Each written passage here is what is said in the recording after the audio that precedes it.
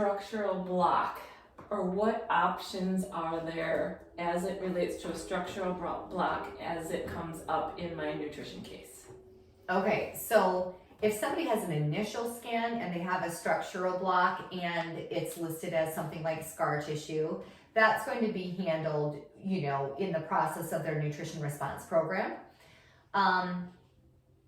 And I believe I have a video on stones, so I won't even go into that, but I'll give an example of something where I wouldn't have the right solution for the problem.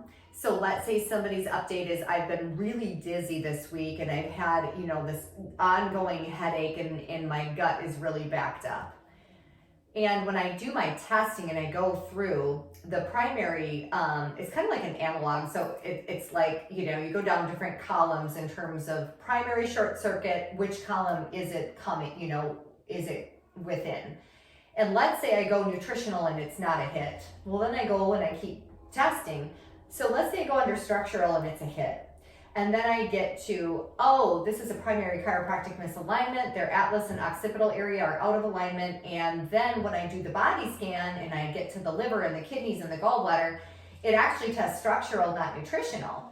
Well, that means that what's going on with their symptoms is not a nutritional problem. And it's true, technically, I probably could find a drainage product that, you know, if the headache is a result of the liver is backed up and it's plugged up with heavy metals and bacteria, I could definitely go to drainage and it's going to help, but it's not going to fix their problem and it definitely won't help long term. And I really am not upgrading their body's health that much because we still haven't handled the root cause.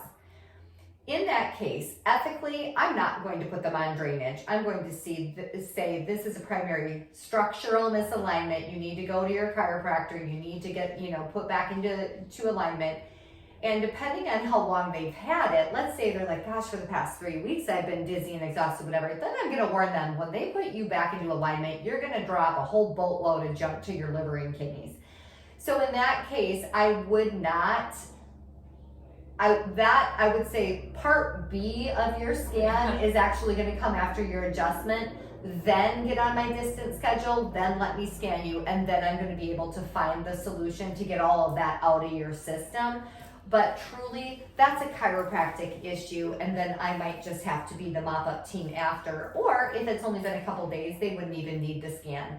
So that would be a structural misalignment where I would be recommending somebody else for the job instead of me. But again, it would be manifesting in their physical body as major symptoms. And then what's crazy about it is the next month they could come in with the same lineup of symptoms and I would be like, oh my gosh, you have methane gas exposure and your liver's plugged up, your kidneys are plugged up, but it would absolutely be a nutritional fix to the problem.